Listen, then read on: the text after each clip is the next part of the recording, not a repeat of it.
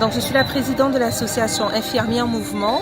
Donc ça fait un peu plus d'1 an que nous existons et nous avons pour mission principale de faire des actions à visée préventive et éducative sur toutes les pathologies les plus rencontrées en Guadeloupe.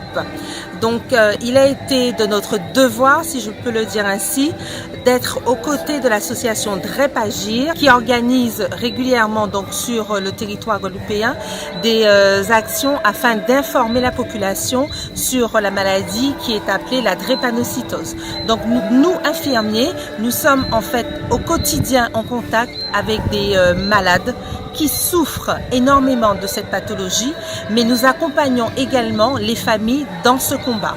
Voilà, donc nous avons souhaité organiser un concert caritatif qui nous permettra en fait de récolter des fonds afin d'aider cette association DREP Agir pour qu'elle continue le combat qu'elle mène au quotidien, aux côtés des familles. Pourquoi on m'a choisi d'après moi? Je sais pas. Moi, je sais en tout cas que ça m'a vraiment fait le plaisir d'être marraine en cause pareille et on sait que c'est mon nasa, c'est mon qui malade, même les grands monde. Puis supporter ça, faut y tout, faut y l'amour et moi, on sait qu'il y a un l'amour aussi avec.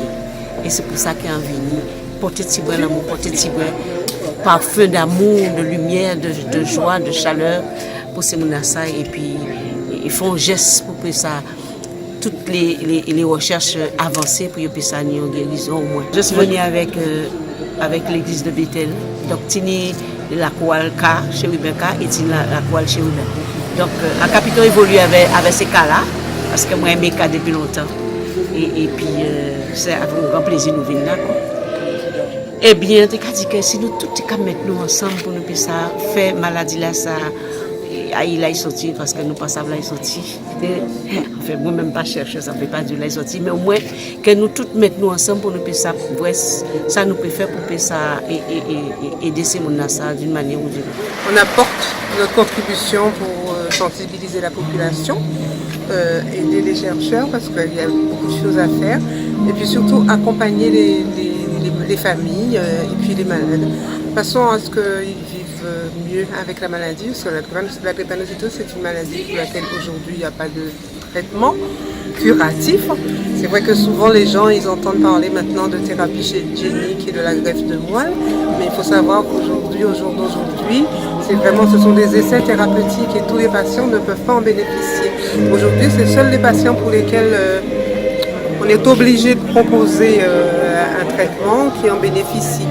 Entre-temps, il faut continuer à accompagner ceux qui souffrent, ceux qui vivent avec la maladie au quotidien. Alors, la drépanocytose, c'est une maladie génétique, c'est une maladie des globules rouges. Et en fait, c'est une maladie qui est transmise par les parents aux enfants. C'est une maladie génétique des globules rouges. Et c'est une maladie qui entraîne, comme les globules rouges vont se mettre en fossile, ils vont boucher les vaisseaux. Donc ça a des conséquences sur le corps humain. C'est-à-dire que les gens qui sont atteints de la drépanocytose sont très fatigués, des gens qui sont très fragiles aux infections. Et la drépanocytose, c'est la maladie de la douleur. Une douleur qui est traitée à la morphine. Et souvent, les patients qui ont reçu un traitement à la morphine disent que même avec la morphine, qui est le traitement le traitement le plus fort en matière d'antalgie, ils ne sont pas soulagés. Non, je dirais pas. Je dirais que c'est une forme de collaboration.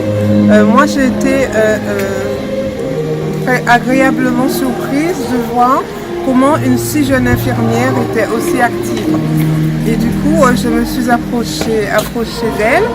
Et finalement, je crois on a fait un lien, une espèce de lien en âge. Et moi-même étant infirmière à la retraite, j'ai trouvé assez original que des infirmières qui au quotidien accompagnent les patients et dans leur vie associative continuent à le faire. Ça veut dire qu'il faut faire quelque chose. Ce sont des gens qui ont du cœur, qui sont dans le don de soi. Et ça me plaît de travailler avec elles. Et en plus, travailler là, une association de personnes drépanocytaires qui travaillent avec une association de soignants, pour moi c'est extraordinaire. Moi ça me plaît beaucoup, j'espère qu'on va faire un long chemin ensemble. Moi je les apprécie beaucoup, je suis déjà plus âgée qu'elles, mais j'espère qu'elles auront qu'elles feront un grand chemin, un long chemin dans leur activité associative. Moi, en tout cas, aujourd'hui, ça fait 30 ans que je suis dans le mouvement associatif.